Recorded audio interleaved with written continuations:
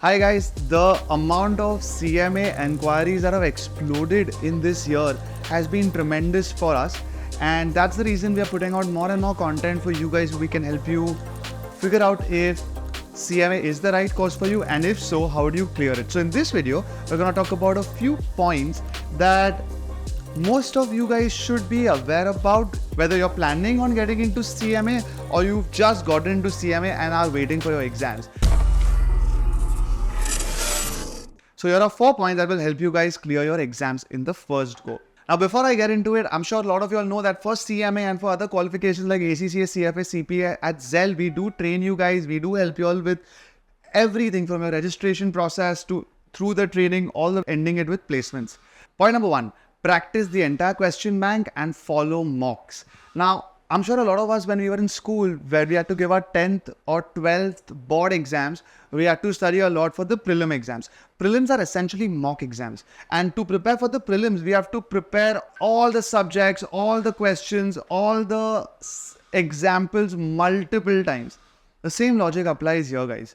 When you guys are appearing for those professional qualifications, follow what we call the exam bank, which is a huge list of practice questions in the same format as that's going to come in the real exam. Practice that question bank a minimum of 3 times. If it sounds a little heavy, don't let it overwhelm you. The benefits are massive. So what happens is, when you try something a couple of times repeatedly, even when you know what the answer is, it still gets your brain to figure out that, okay, fine. So when a question similar to the one you practice comes in the exam, you'll already have some idea of how to solve it. But this will only happen if you do the same questions multiple times. Similarly, when it comes to mock exams, guys, think about it like this, okay? Let's say you give 3 mock exams before. And when I say mock exams, I mean you give it in exam conditions. You lock yourself in the room for those 4 hours before you and actually appear for the exams the way you're meant to in the real exam. But this is what we do at Zell, so that I can actually tell you out of having tried this with thousands of students across all courses, right? It works all the time.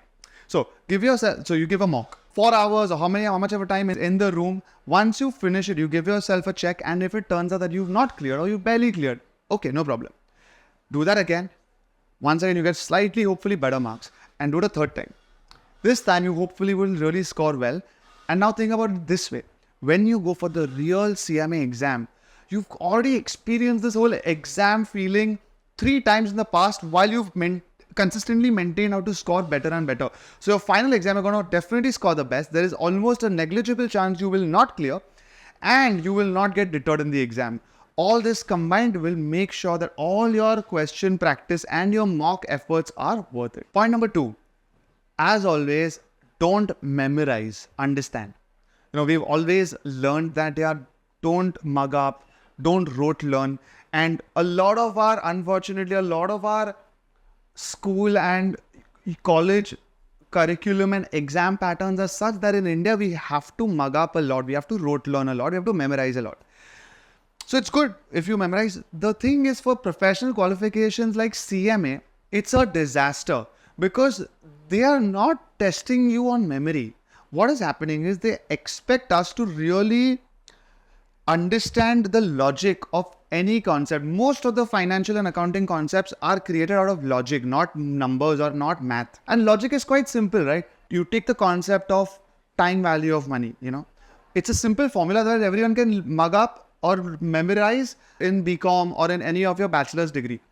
That being said, how do you really apply it besides the 4-5 ways they teach you in the textbook when you memorize?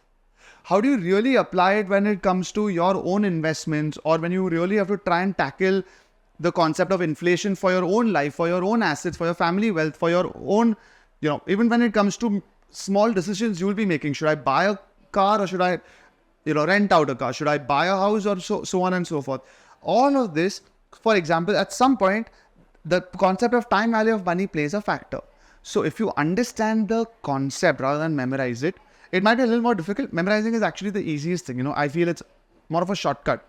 So if you don't have time, fine, memorize. But when you're giving such exams, you're trying to break through your career here. So over here, spend time, take help, understand the logic, learn the concept. You might have to memorize how the concept is derived. But once you do that, any question around it, any case study around it, and more importantly, not only in the exam, but in your actual life, anytime it comes up, you should be able to apply the concept, get to the best possible outcome that is for you guys and hopefully in your career for your interviewer as well as for your company. Point number 3, avoid a very Indian concept of selective studies.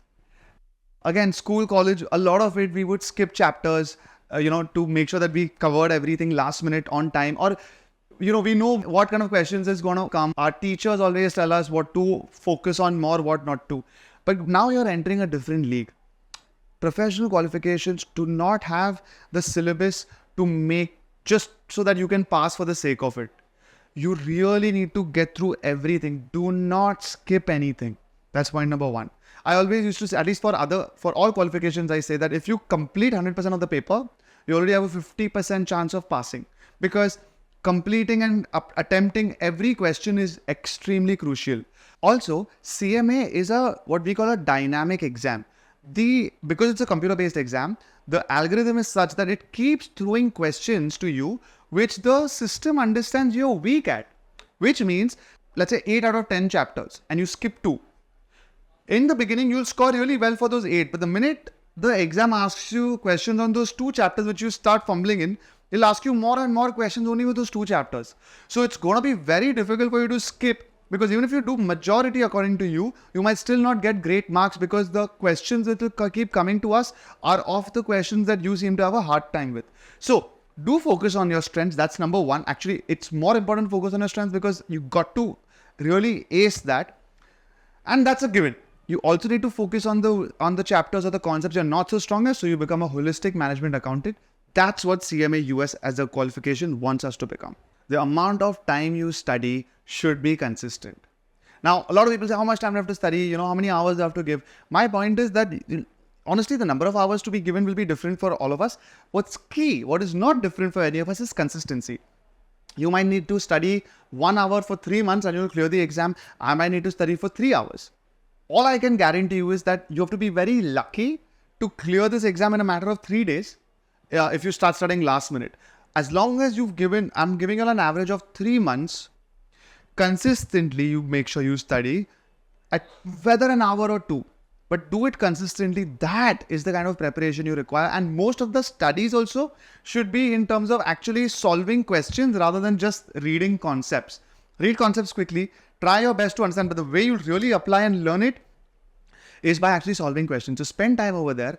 But this is excluding the training that, for example, we do at Zell, and we still tell our students that this is how you have to manage your studies. But what I can guarantee you is that if you don't study consistently, you will have the most difficult time clearing this paper.